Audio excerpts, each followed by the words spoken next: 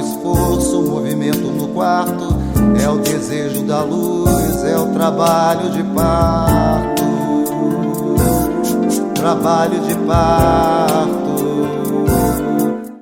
Olá pessoal, há pouco tempo eu fiz um vídeo, né, comentando a obra, né, o livro da Anna Freud, esse livro, né, O Ego e os Mecanismos de Defesa, né, em ocasião justamente de um trabalho que a gente estava fazendo sobre o texto do Freud, Inibição, Sintoma e Angústia, né, que está nesse volume aqui da Companhia das Letras. O livro da Anna Freud é uma espécie, né, de consequência do texto do Freud de 1926, né, porque nesse texto Freud nos convida a pensar os mecanismos de defesa para além do recalque. E a Anna Freud, em 1936, ela vai exatamente por esse caminho, né, elencando, assim, né, nomeando alguns mecanismos de defesa.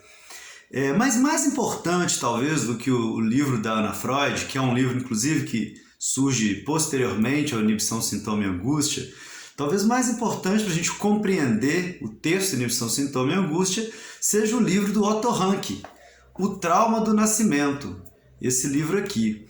Nessa obra, na Inibição, Sintoma e Angústia, o Freud vai, de certa maneira, dar uma resposta ao Otto Rank, né? A gente pode ler o texto do Freud como uma resposta ao texto do Otto Rank. Inclusive é um livro, né, esse momento aí de 23, 24, né, 26, o livro do Otto Rank é publicado em 24, então, portanto, 2 anos antes, né, do Inibição, Sintoma e Angústia, é o momento justamente que o Freud e o Otto Rank vão se separar, assim, teoricamente, né? E o Otto Rank vai, inclusive, deixar o movimento psicanalítico, né? E as suas relações com o Freud também, a partir justamente de 1926, a partir do texto do Freud, né? Sobre a angústia.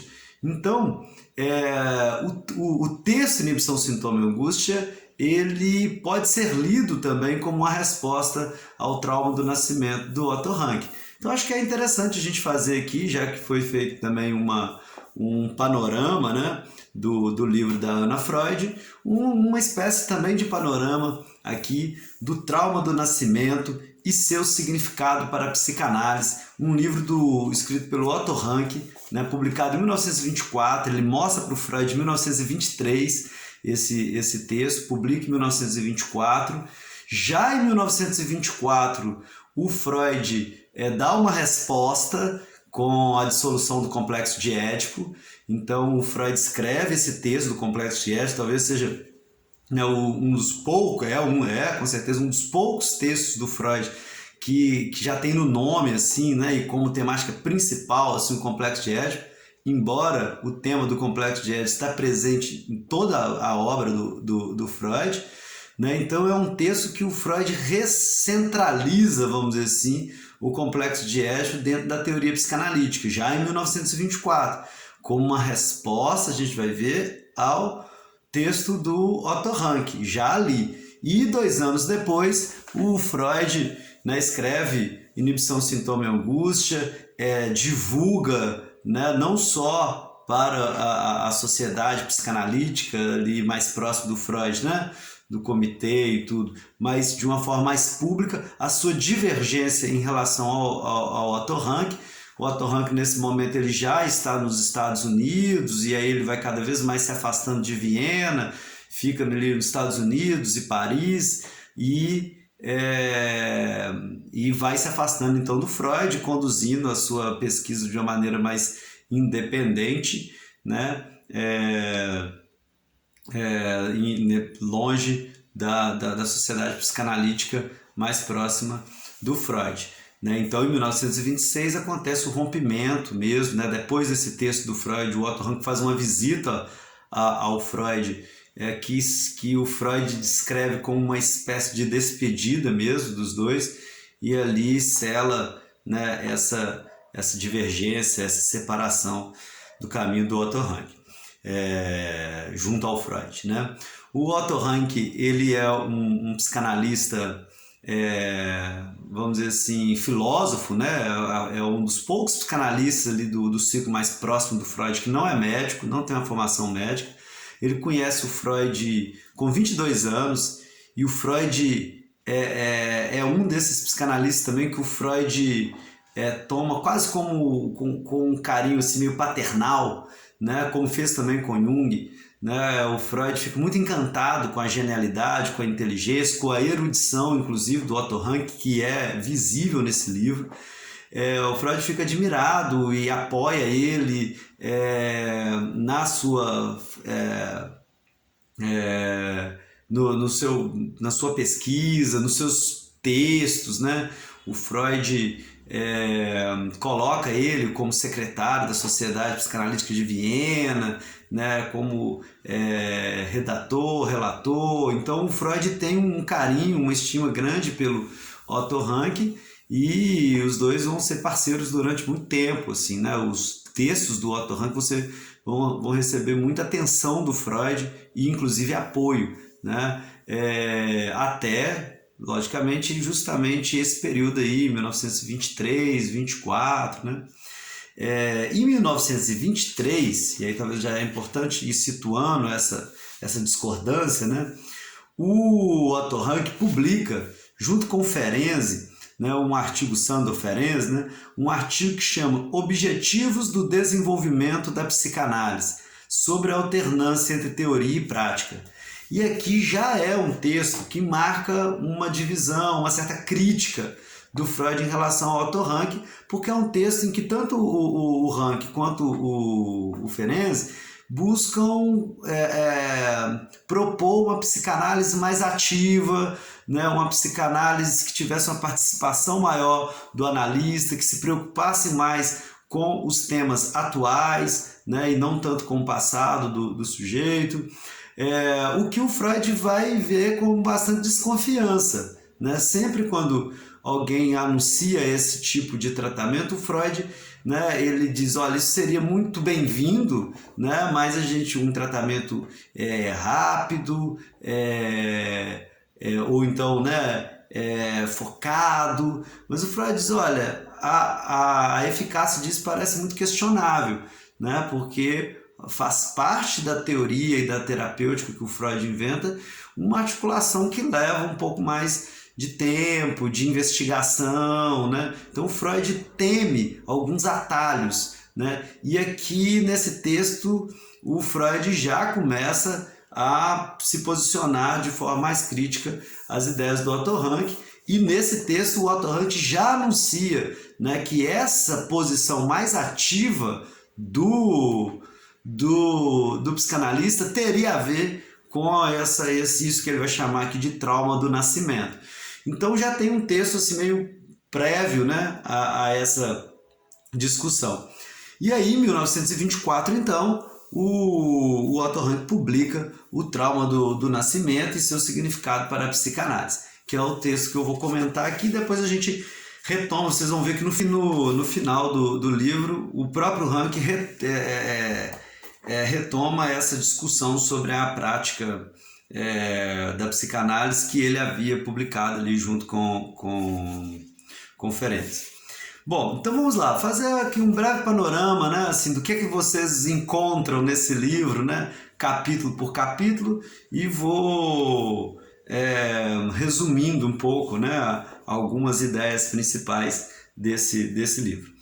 Bom, o livro começa, os 3 primeiros capítulos, na verdade, né, desse livro, ele serve assim para apresentar a hipótese, né, que o Rank está defendendo, né, a tese que ele está defendendo, né? Então o primeiro capítulo, que chama Situação Analítica, é um capítulo em que o Otto Rank menciona assim, o desfecho de uma psicanálise, né? Então o Otto Rank considera assim, né, ele observa que o desfecho de uma psicanálise implica também uma liquidação da transferência, uma dissolução da transferência, que significaria a separação do paciente em relação ao seu analista, ao seu médico. Então teria ali algum evento de separação e que ele, inclusive, nomeia como um segundo nascimento. Então, ele já faz uma comparação da situação analítica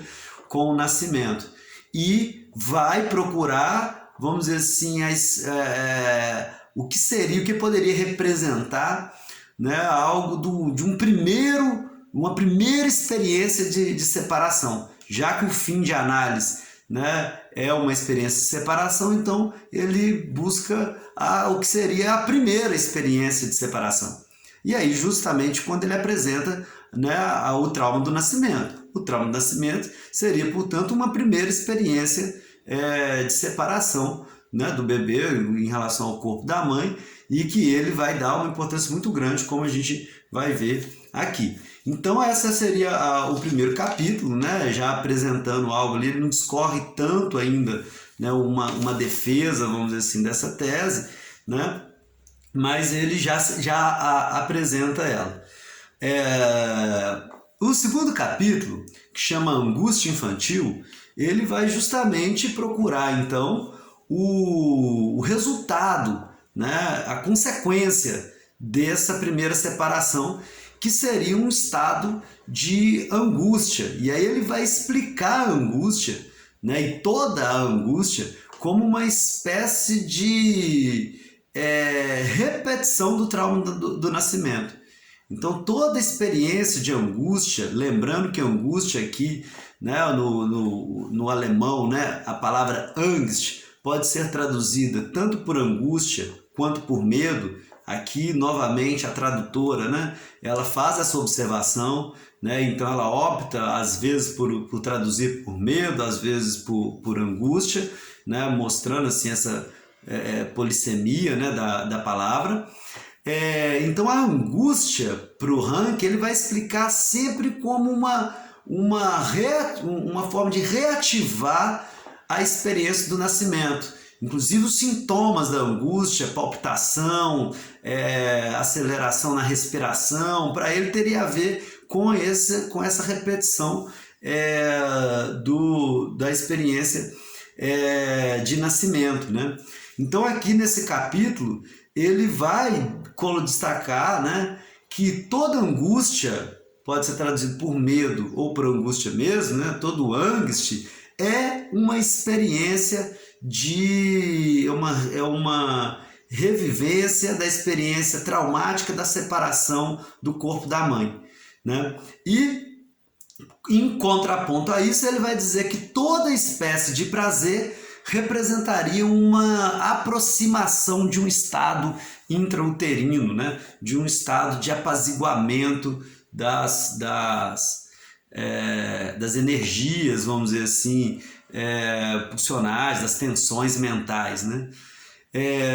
O Freud, ele, logicamente, que o texto que ele vai escrever chama Inibição, Sintoma e Angústia, então é um capítulo do livro do Otto Rank que dialoga diretamente com o texto do Freud.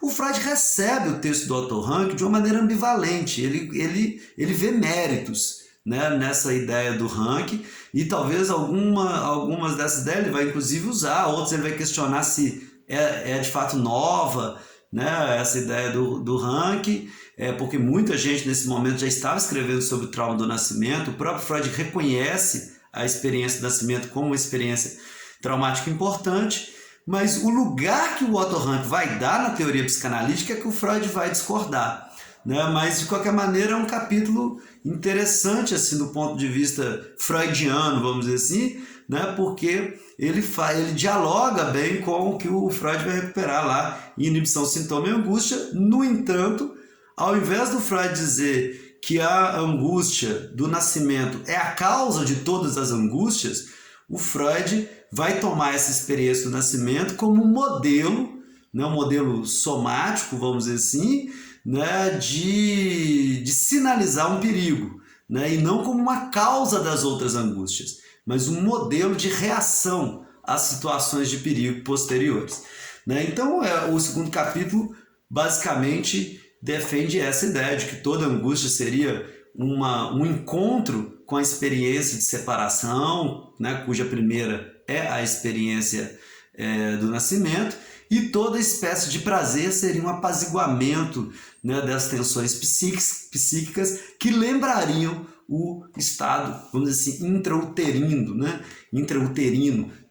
em que toda toda a homeostase do corpo é regulada pelo corpo da mãe, né, e não por tensões internas, assim, né? Bom, o terceiro capítulo aí já começa uma discordância, né? Começa a intensificar a discordância em relação à proposta freudiana. O terceiro capítulo, que chama Satisfação Sexual, vai na direção assim de defender que a própria relação sexual, a própria pulsão sexual seria uma pulsão que visaria então fundir-se ao corpo materno, né? De alguma maneira como se fosse reviver a experiência de intrauterina, né? Vamos dizer assim, de entrar no útero de novo, né?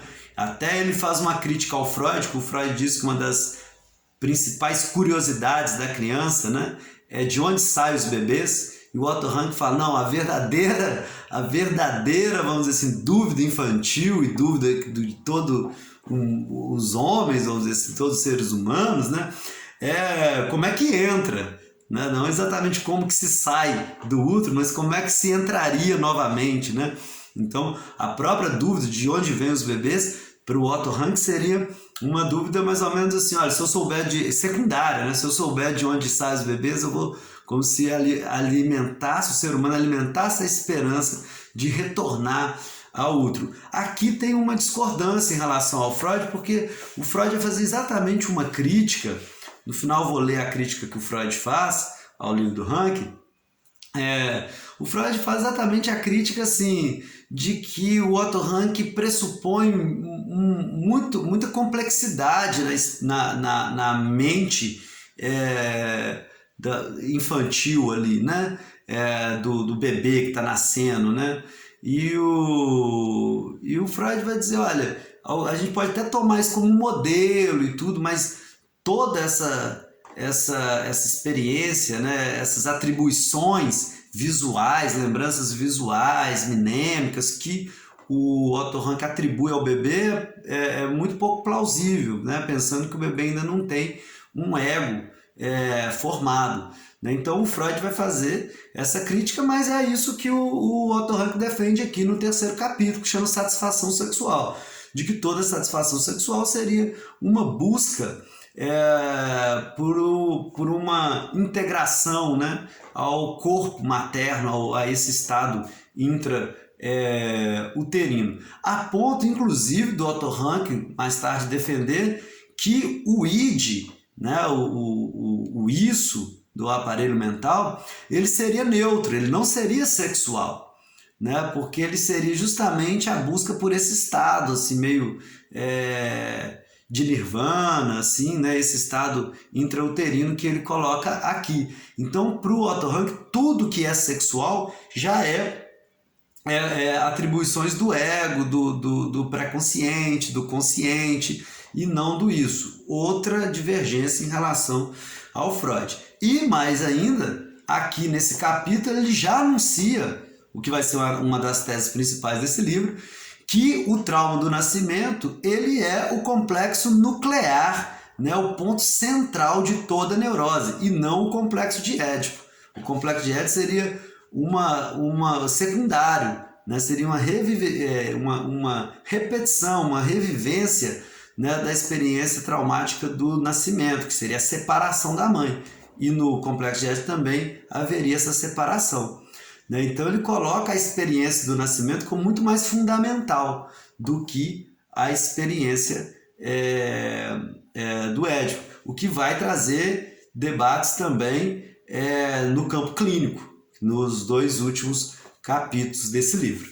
Bom, esses são os 3 capítulos em que ele apresenta a tese dele, né? A experiência analítica terminaria com uma experiência de separação, né, a tese do primeiro capítulo. No segundo capítulo, né, toda angústia seria uma angústia causada pelo trauma do nascimento e, consequência, todo prazer seria o apaziguamento, essa busca ou essa ilusão de ter voltado ao útero, e a satisfação sexual buscaria exatamente essa experiência de identificação com o corpo materno, de introjeção ali no corpo materno. A partir daí, os próximos capítulos, né, o capítulo 4 até o capítulo 9, é o Otto Rank aplicando, né, essa sua hipótese a vários fenômenos da natureza humana, sociais, da mitologia, da religião, da arte, da neurose, revisitando esses temas com a lente que ele inventou agora, que ele forjou, que ele construiu nesses 3 primeiros capítulos, né? E aqui de novo ele vai receber uma dura crítica do Freud, que o Freud vai chamar essa atitude dele, essas interpretações de arbitrárias, né? Ele vai de uma maneira um pouco, e em alguns momentos fica nítido assim, uma certa forçação mesmo assim, de barra do Otto Rank, mas é por onde ele vai seguindo. Então, no 4º capítulo, que chama a reprodução neurótica, ele vai trabalhar, né, a neurose. Então ele vai revisitar a neurose a partir dessa teoria.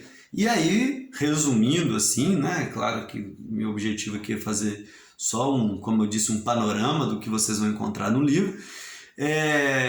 Resumindo a ideia dele, na neurose existiria uma dificuldade de superar o trauma do nascimento. Então seria alguém que ficou preso a esse trauma. Então ele revive esse trauma, por isso que a angústia está sempre presente no neurótico, né? Atravessa toda a neurose uma espécie de angústia própria da experiência de nascimento, de quem não conseguiu, vamos dizer assim, se separar, né? E superar a separação do corpo materno.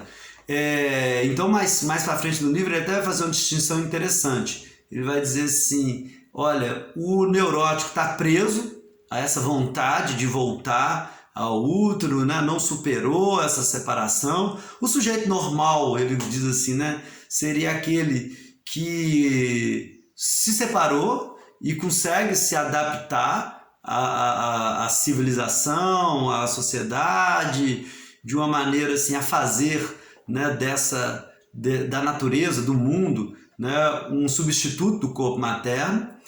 E teria o supranormal, interessante que ele diz, que seria o artista, né, no sentido mais amplo de arte, assim, que seria o sujeito criativo, que criaria, né, dentro desse mundo ele teria uma liberdade de criar dentro desse universo uma gama de experiências que continuariam, vamos dizer assim, superando, não só se ajustando, mas criando, né, um mundo que supere essa experiência traumática do nascimento. Então, no capítulo 4 ele trabalha a neurose. No capítulo 5, que chama a adaptação simbólica, ele trabalha uma série de organizações sociais, né, e não só sociais, também biológicas, que são, na verdade, uma adaptação do ser humano a essa experiência extrauterina, tentando reproduzir a experiência intrauterina fora do útero, né? Então, o próprio estado de sono seria uma espécie dessa adaptação, né? Então, na impossibilidade de voltar ao útero, o ser humano iria dormir e, de certa maneira, ele reproduzir essa experiência, né, de falta de excitação e de interação com o mundo externo, e alguns rituais. Ele vai dizer assim, por exemplo, a procura lá dos homens, né, pré-históricos pela caverna, né, o ritual de morte, de colocar dentro de um caixão, como se fosse um tanto de adaptações simbólicas à experiência extrauterina, né? Como se fosse de reproduzir a experiência intrauterina no campo externo à mãe. E aqui tem alguns, como eu disse, algumas questões que ele levanta que parece de fato, como o Freud coloca, um pouco arbitrárias, assim, né? O capítulo 6 é um capítulo que ele revisita a questão do mito, né? Então ele trabalhou no capítulo 4, né? A neurose, no capítulo 5 é isso que ele chama de adaptação simbólica. No capítulo 6 ele revisita a mitologia, que é um tema já caro ao Otto Rank, pelo menos desde 1909, né? Quando ele publica o livro, né? O Mito do Nascimento do Herói, um livro que é muito elogiado, inclusive, pelo Freud, né? E com um apoio também do Freud ali na publicação desse livro. Então, o tema, de fato, na hora que a gente vai lendo e que a gente vê o Otto Rank como um sujeito muito erudito, né, em mitologia, em filosofia, muito interessante assim, a bagagem, né, teórica dele. E no capítulo 6, a compensação heróica, ele defende que o herói dos mitos, ele é aquele que superou o trauma do nascimento. Então ele destaca assim como é comum o herói, né, ser o último filho, né, o caçula, aquele que saiu do útero por último, né, fazendo uma referência, por exemplo, a Zeus, né? Zeus é o mais novo, né? E esse embate da mãe de Zeus prender, né, os filhos ali no seu útero, e o Zeus conseguir romper e castrar Cronos, atacar o pai, né? Então ele vai colocar, ele destaca, né, como é comum na mitologia essa menção, né, ao herói no útero, né? Então, por exemplo, o Édipo, que era um herói que não deveria nascer, Zeus também não deveria nascer, estava ali, né? Jesus, que tem, né, uma concepção também diferente, né, no corpo de Maria, então estaria ali, vamos dizer assim, não fecundado da forma natural. Então ele vai destacando a relação do herói com o corpo materno e com vamos dizer assim, o processo de nascimento, da invenção assim, de uma nova era, né, de alguma coisa que inaugura um campo novo a partir desse heroísmo que é viver superar o trauma do nascimento, né? Aí ele passa então para o capítulo 7, que chama Sublimação Religiosa, né?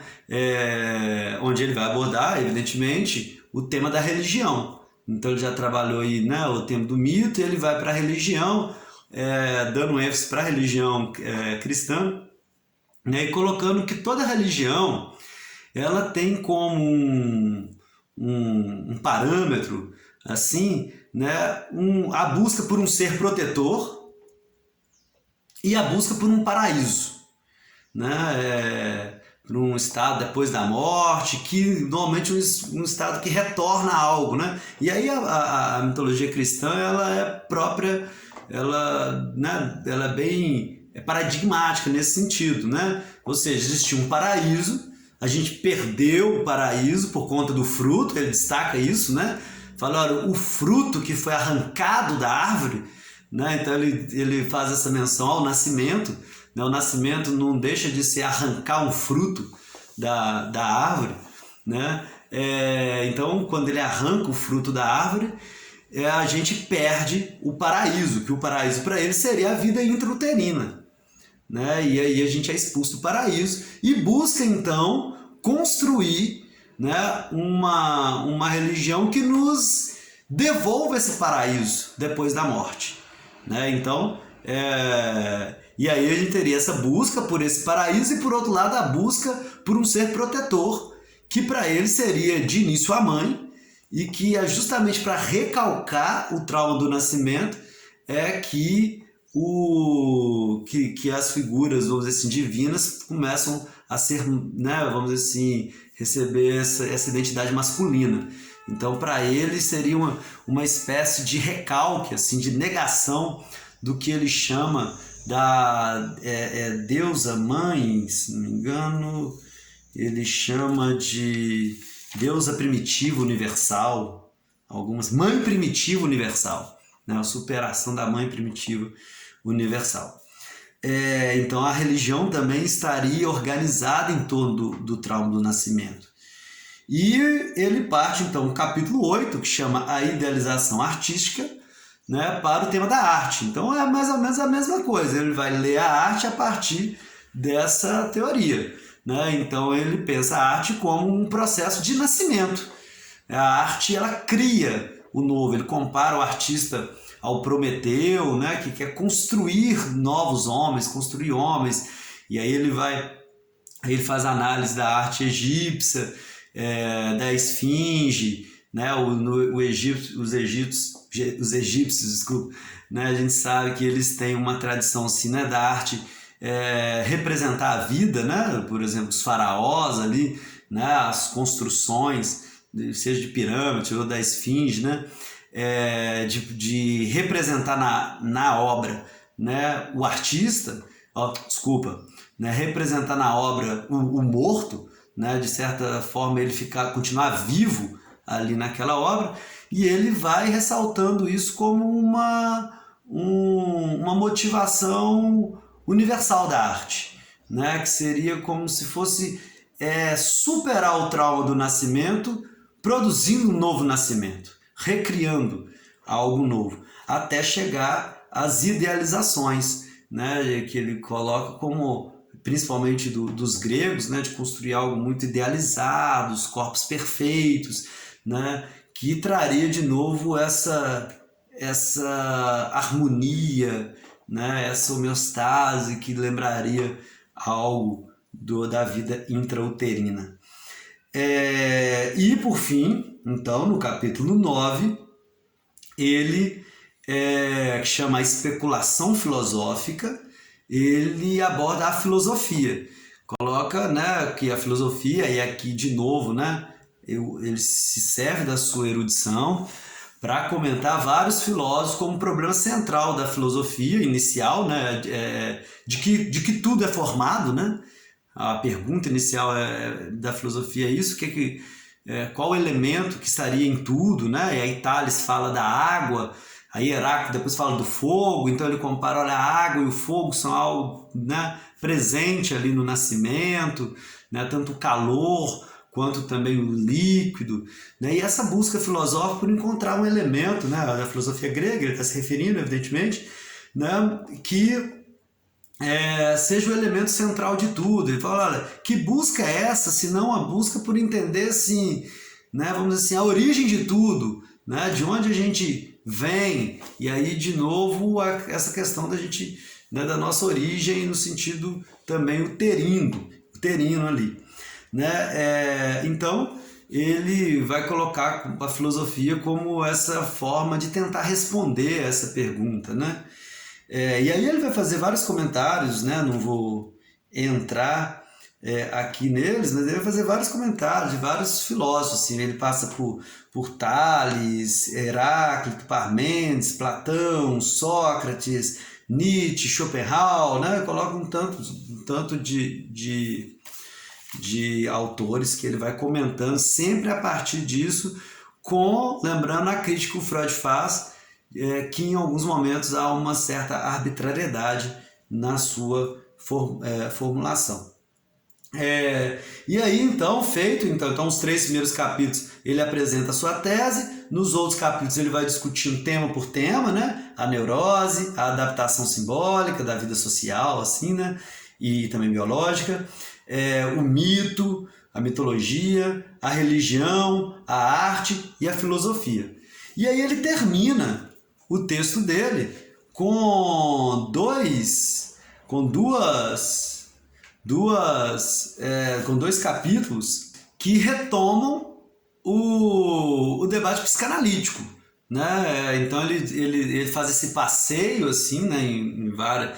Começa pela neurose, que tem uma relação direta com a psicanálise, depois passa por vários outros temas que não estão ligados assim tão diretamente assim à psicanálise, e retorna então no capítulo 10, é um capítulo que tem como nome, né, o conhecimento psicanalítico, e ele revisita então a evolução do pensamento da psicanálise, mostrando assim que o Breuer, né, ele argumenta que o Breuer faz a descoberta da psicanálise, né, de descobrir que os sintomas histéricos advêm, né, de memórias, de lembranças recalcadas, né, de cenas que estavam escondidas, mas que não prossegue, que recua. E quem prossegue é o Freud, justamente identificando nessas cenas o teor, vamos dizer assim, sexual, né, e o complexo de Édipo, a separação de inconsciente, pré-consciente, consciente. Então ele dá todo o mérito do Freud. E assim, quase que ele... A impressão, né, que dá, assim, quase que ele vai falar assim, e agora chegou a hora da gente superar o Freud. Né? Me dá um pouco essa impressão.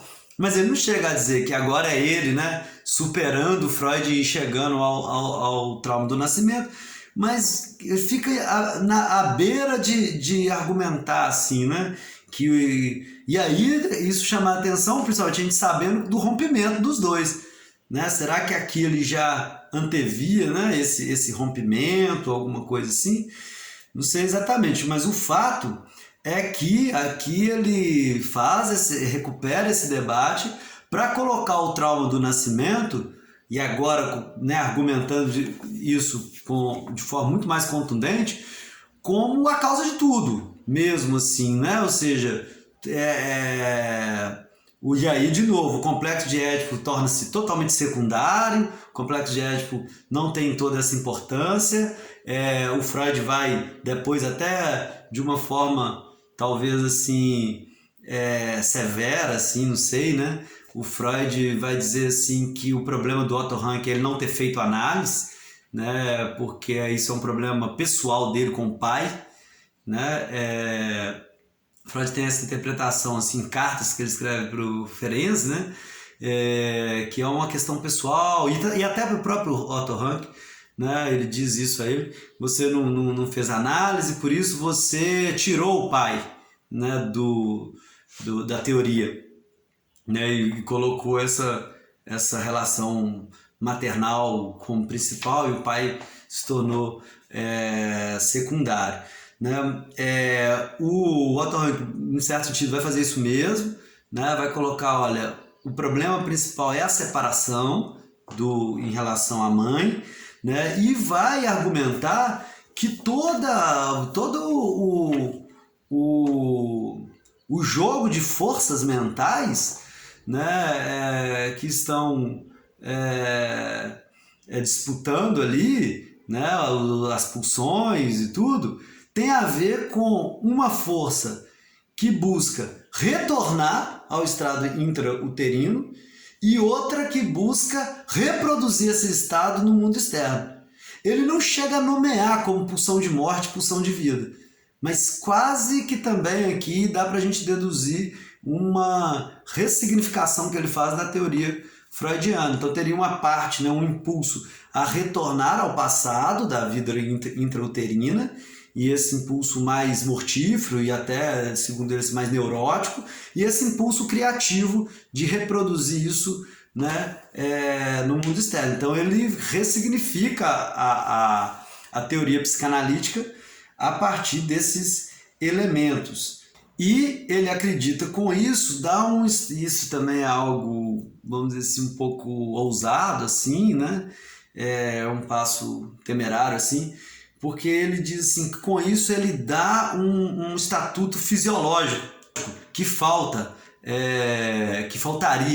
né, à psicanálise. Então teria uma realidade biológica, que seria o nascimento, que explicaria todas as outras, vamos dizer assim, experiências humanas, né?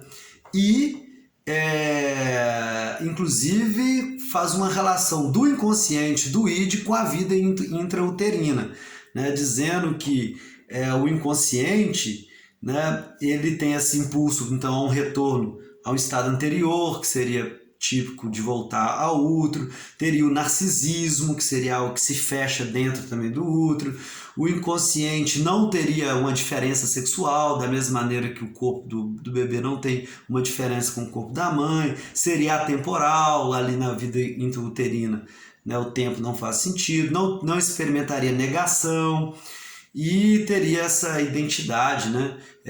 Esse mecanismo de identificação próprio ali do bebê e da mãe também. O inconsciente também se serviria desse expediente de identificação muito frequentemente.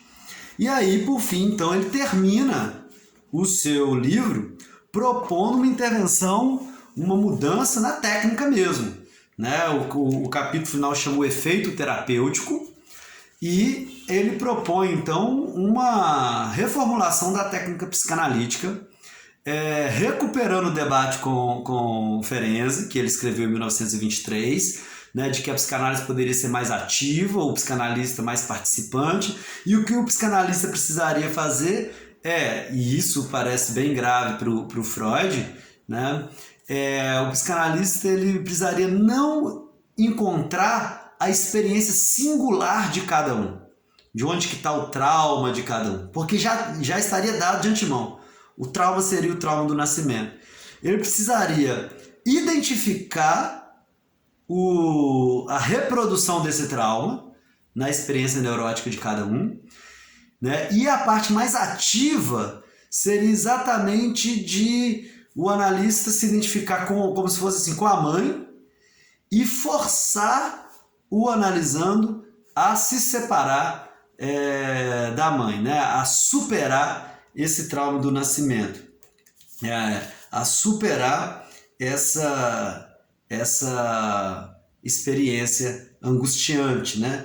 Então a psicanálise o psicanalista substituiria a mãe e quase como se fosse assim, ensinaria o analisando a renunciar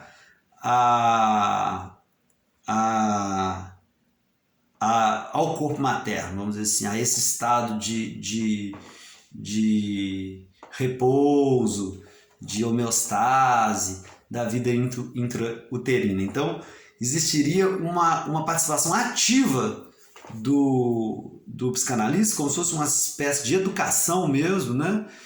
Para o sujeito, forçar o sujeito a lidar com essa separação, né? E aí a parte mais investigativa da psicanálise ela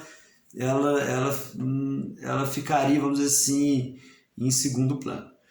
Bom, isso também vai receber crítica do Freud. Como eu disse, o Freud de início, a posição dele é bem ambivalente, ele reconhece um valor no texto do Otto Rank, mas depois ele vai percebendo assim, né, que tanto em termos práticos da clínica, né, enquanto também da explicação teórica, ele identifica alguns pontos arbitrários, alguns aspectos problemáticos, né?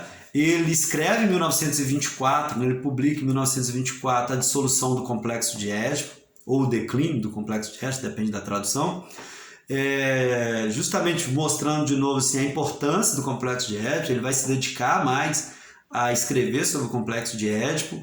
Em 1926 ele escreve algumas consequências psíquicas da diferença anatômica, que também revisita o Édipo, mostrando a importância do Édipo. E em 1926 ele escreve Inibição, Sintoma e Angústia, justamente para, vamos dizer assim, repensar o lugar da angústia na teoria psicanalítica. Inclusive ele vai fazer algumas mudanças teóricas em relação à angústia, mas não na direção do Otto Rank, mostrando assim, não é por aí, né? Mas o texto do Rank acaba sendo um ensejo para ele revisitar a sua teoria da angústia, escrever esse texto. Depois, em Análise Terminável e Interminável, ele volta a fazer uma crítica ao texto do Otto Rank, né? Faz uma menção lá, mas aí eles já estão totalmente rompidos, né? Eu acho que talvez o mais importante é a gente mencionar aqui a passagem de 1926, né? Que é quando ele escreve esse texto, Inibição, Sintoma e Angústia, repensa a teoria da angústia dentro da abordagem psicanalítica, e ao mesmo tempo que dá uma resposta ao Otto Rank, dizendo que o nascimento pode até servir como um modelo para a experiência vamos dizer assim, de perigo, de angústia, de separação, mas que não estaria no centro, né, na causa da experiência neurótica e das outras experiências, né, de castração, de separação. Bom, vou ler então um trecho do Freud. Ele apresenta principalmente dois argumentos. O primeiro é que o Otto Rank, na sua elaboração, parece atribuir muita consciência, muita percepção, assim, muito elaborada da criança na hora do nascimento, o que o Freud não acha plausível. E segundo, tem a ver justamente com a arbitrariedade que o Otto Rank trabalha. E aí o Freud vai mostrando assim, ó, há uma forçação aí, muitas experiências, como por exemplo a experiência da angústia que a criança sente num quarto escuro, né? Não faz sentido nessa teoria do Otto Rank. Seria para ela sentir um apaziguamento, né? E não uma angústia, porque lembraria. Então esse aspecto assim, quase visual que o Otto Rank dá, né, para as experiências de estar numa caverna ou de estar num lugar assim, assado, o Freud fala assim, ó, isso parece muito arbitrário. Então, vamos lá, né? O Freud escreve o seguinte: em seu livro O Trauma do Nascimento, Otto Rank fez uma vigorosa tentativa de demonstrar as relações entre as primeiras fobias da criança e a impressão deixada pelo nascimento, mas não posso dizer que seja uma obra bem-sucedida. É possível fazer-lhe duas objeções. Primeiro, baseia-se no pressuposto de que a criança, ao nascer, recebe determinadas impressões sensoriais, sobretudo de natureza visual, cuja recorrência pode provocar a lembrança do trauma do nascimento, e assim a reação de angústia. Essa hipótese é inteiramente infundada e bastante improvável. Não se pode crer que a criança retenha, do processo do nascimento, mais do que sensações táteis e de natureza geral. Então essa é a primeira crítica que o Freud faz. Aí ele faz mais alguns desenvolvimentos, né, mas vou passar já para a segunda crítica, a segunda objeção. Segundo, ao considerar tais situações de angústia posteriores, Rank vê como fator operante, conforme sua necessidade, ou a lembrança da existência intrauterina feliz ou da perturbação traumática desta. Então, de acordo com a necessidade, de acordo com o que mais ajusta a sua teoria, o Otto Rank se serve, né? Fala, então a gente tem medo, ou né, a gente tem uma lembrança ruim ou uma lembrança boa a partir do que ele está desenvolvendo ali, do que serve mais à hipótese dele.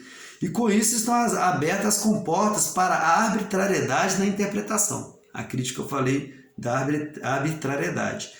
Casos específicos desse medo infantil contradizem frontalmente a aplicação do princípio de Rank. Quando a criança é deixada sozinha na escuridão, seria de esperar que respondesse com satisfação a esse restabelecimento da situação intrauterina. E quando o fato de que justamente então reage com angústia é relacionado à lembrança da perturbação daquela felicidade, não é mais possível ignorar o que existe de forçado nessa tentativa de explicação. Então o Freud faz uma crítica ao texto do Rank, os dois rompem relações, né? De uma forma um pouco amistosa. Ele vai lá, visita o Freud, né? Depois o Otto Rank vai para os Estados Unidos, depois vai para Paris, né? Ele analisa, entre outras pessoas, né? Ele analisa a Anna Nins, né? Uma escritora famosa, francesa, importante, né? Na literatura francesa, e morre o Otto Rank exatamente, né, no mesmo ano que o Freud, curiosamente, em 1939. É um autor importante para a psicanálise, né, que tem muitas contribuições. O Freud, em muitos textos, faz referência ao Otto Rank, às suas teorias, mas justamente nesse período que vai de 23 até 26, mais ou menos, a relação dos dois, tanto teórica quanto pessoal, estremecem e acaba com o rompimento. Ok? Então é isso aí. Para ter mais informações sobre o curso, a segunda tópica freudiana, em que trabalharemos o texto do Freud, Inibição, Sintoma e Angústia, acesse aí o link que estou deixando na descrição do vídeo. E para quem tiver interesse também no comentário que fiz sobre o livro da Anna Freud, né, da filha do Freud, escrito em 1936, esse não tanto motivo do texto do Freud, mas mais consequência do texto do Freud de 1926, acesse aí o canal Psicanálise, Saber e Citação, você vai encontrar o vídeo lá. É isso aí, até mais, pessoal.